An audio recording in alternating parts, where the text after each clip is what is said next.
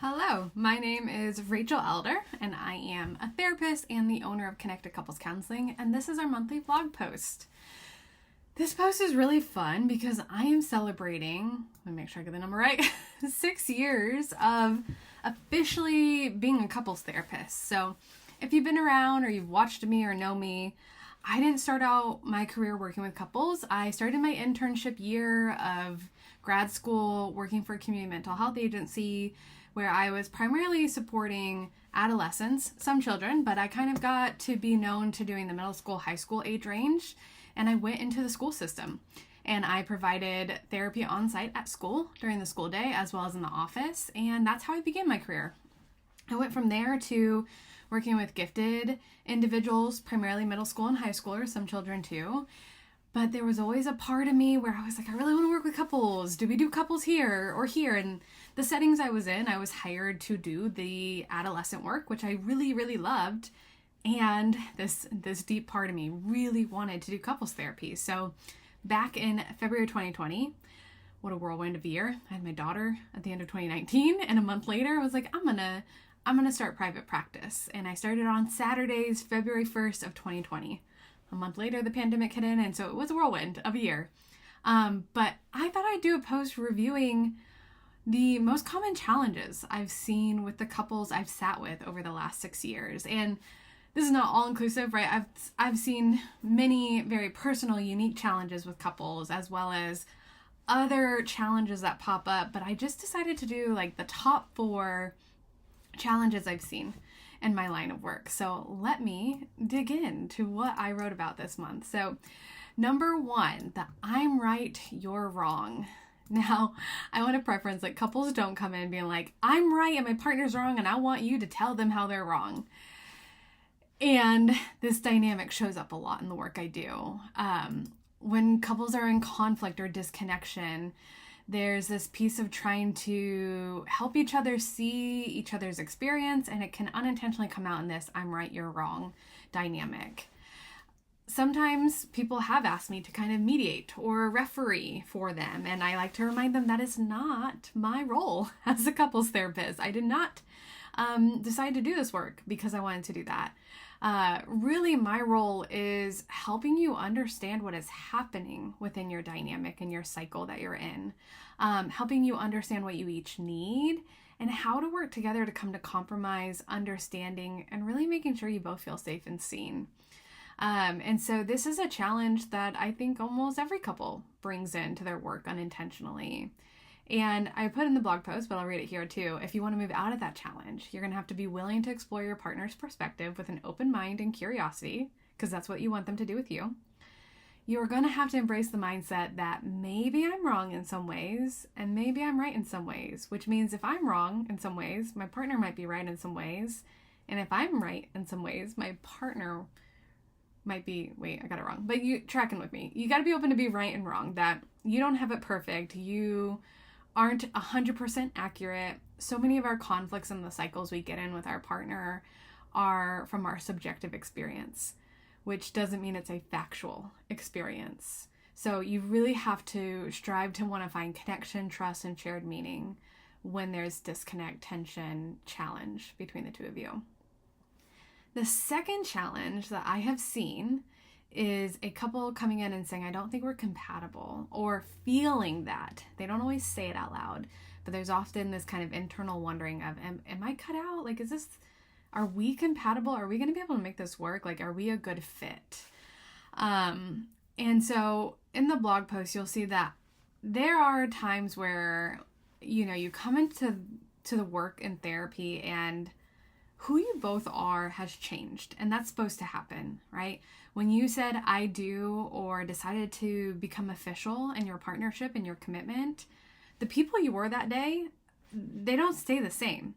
Some parts of you, right? There's the quirky part of me, Rachel-isms, as my husband likes to call them, have always been at play with me.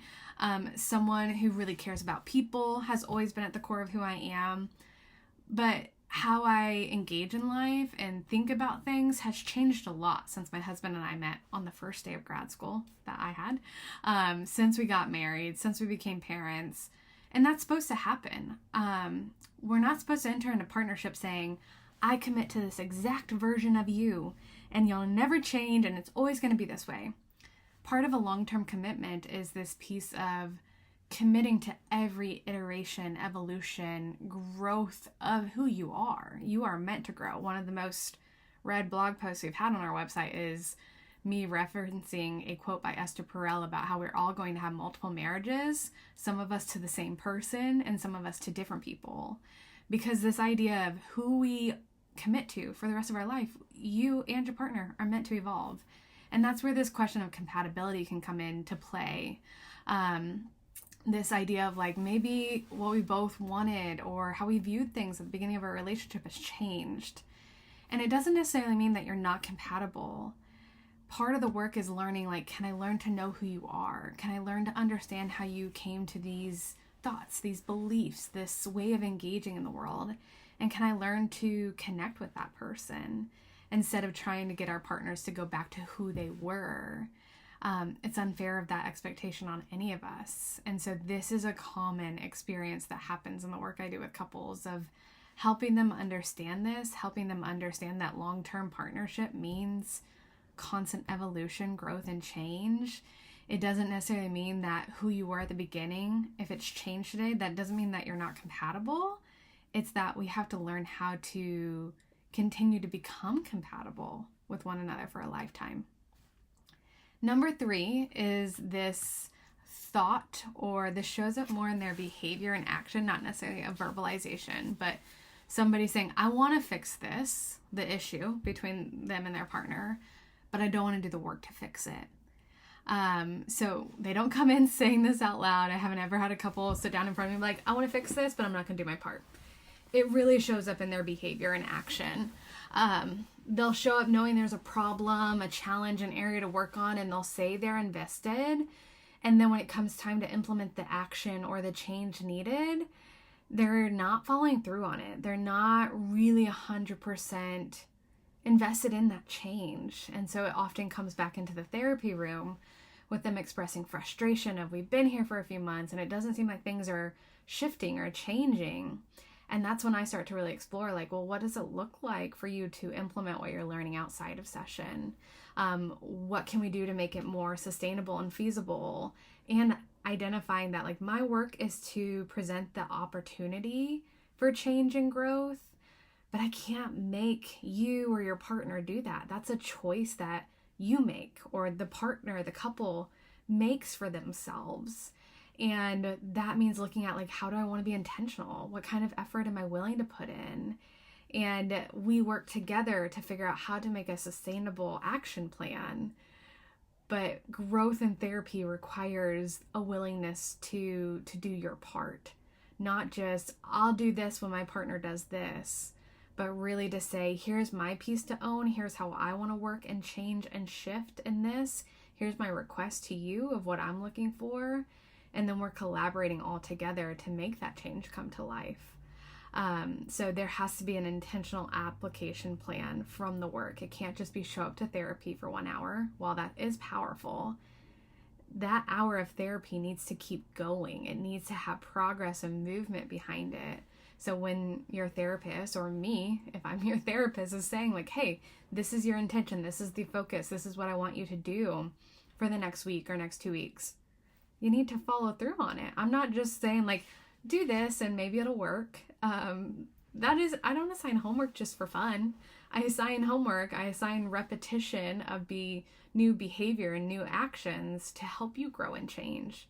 I tell everyone, like, my goal is to put myself out of business. I love what I do. Like, I don't want to be put out of business, but my goal is for you to progress and change and get to the place in the work with your partner that you're like, we got this. We don't need Rachel. We don't need this space anymore. If you want to keep seeing me because you love it, amazing. Like, I will keep doing the work with you. But the goal is for you to graduate. The goal is for you to be confident that you know how to keep your relationship strong and intact for a lifetime. And that requires you doing your part. The last challenge I'm going to talk about is this statement, and I kind of referenced it earlier, but partners coming in and saying, you're not the person I married.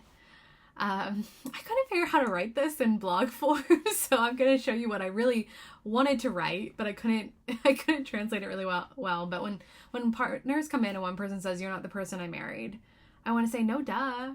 Like, of course they're not the person you married. They are constantly living life, and new experiences, new trials, challenges happen, and it's going to shape who they are. Right? If I use this on my own marriage, we got married in 2017. If I said, "You're not the person I married," of course my husband isn't. There are still his core pieces, the core parts of who he is, just like there are the core parts of who I am. But since we got married, I graduated grad school. We got married the next day. I started my own business. He's got his business.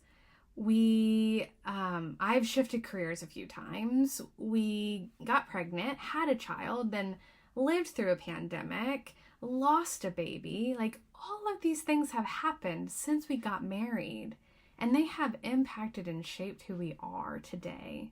So it would be so unfair if I said, "You're just supposed to be that exact same person." No, it's not realistic for anybody. Now, I did put a caveat in the blog post. There's a difference between someone coming into this work and saying, "You're not the person I married," and the person that they're married to has had a lot of regression, negative change, where there's this piece of, we have to both be open to growth and change here in order for us to have a healthy marriage. I'm speaking more to the people who are just like, "You changed." Yes, of course you changed. Not necessarily the negative change that can happen and lead people to wondering, like, can there be a we here? Are we aligned in creating a shared vision? Those are very different challenges. But this piece of couples coming in and wanting their partner to be exactly how they were when they first met, or who they were on the day they got married, that is unrealistic to expect of anybody in partnership. If anything, you should be encouraging growth and change in one another, saying, "I want you to expand who you are, to keep learning and growing and changing in a healthy way." And so we have to really look at that in the work we do of, is the person different today in a bad way, in an unhealthy way?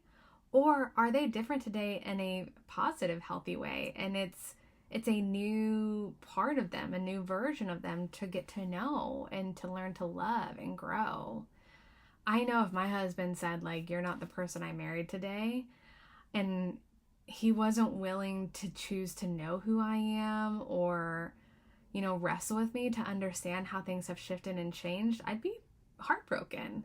An example in our marriage, because I like to be vulnerable with you all.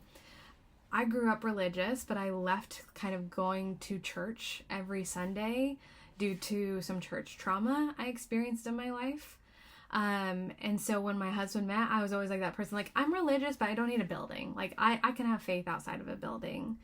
And since losing our second child, I started going back to church. I needed that space. I needed community. And we had a conversation, this is probably a few years ago now. I keep saying a few months, but I think it's been a while. But where he said, like, if I, in the beginning of dating, like, if I would have known that you were going to be someone who started going to church again, like, I think back then I would have maybe not pursued a relationship with you, which first time I heard that, I was like, ouch, I don't love that.